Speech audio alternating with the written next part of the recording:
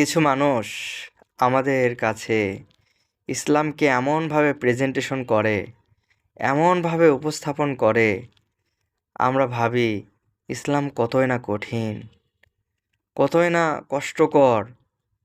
1 মাস ধরে রোজা রাখতে হবে, তারপর এটা করা যাবে না, ওটা করা যাবে না, এইভাবেই চলতে হবে, এইভাবে না চললে এইভাবে না চললে এটা হবে না, ওটা হবে না, কত কিছু আমাদেরকে বলে। আমরা ভাবি ইসলাম কত কঠিন। অথচ আপনি কি জানেন, বুখারী শরীফের 38 নম্বর একটি হাদিস, আবু হুরায়রা রাদিয়াল্লাহু হতে বর্ণিত, তিনি বলেন, রাসূল সাল্লাল্লাহু আলাইহি সাল্লাম বলেছেন, নিশ্চয় দিন সহজ সরল, দিন নিয়ে যে কড়াকড়ি করে দিন তার উপর বিজয়ী হয়। কাজেই তোমরা মধ্যম পন্থা অবলম্বন করো। আর মধ্যম পন্থা অর্থাৎ নিকটবর্তী থাকো, আশান্বিত থাকো।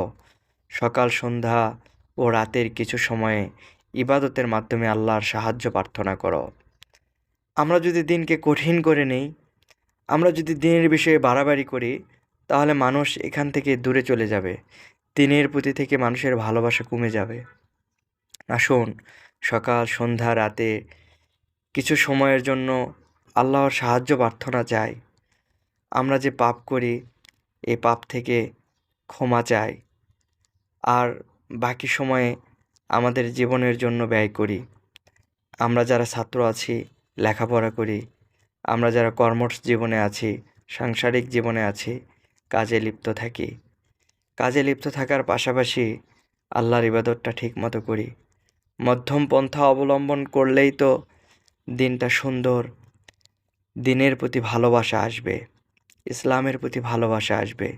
যদি কঠোরতা অবলম্বন করি, তাহলে তো আর দিনের প্রতি ভালোবাসা আসবে না, ইসলামের প্রতি ভালোবাসা আসবে না। আল্লাহ আমাদেরকে এ হাদিস মানার তৌফিক দান করুন। আপনার বন্ধুকে শেয়ার করে দিন হাদিসটি, যেন সে দিনকে ভয় না পায়, যেন সে দিনকে ভালোবাসতে পারে। এর মাধ্যমে আপনিও সওয়াবের অধিকারী হবেন, আপনার বন্ধুও সওয়াবের অধিকারী হবে। ইনশাল্লাহ কিয়ামতের দিন আমরা সবাই নাজাত পাবো।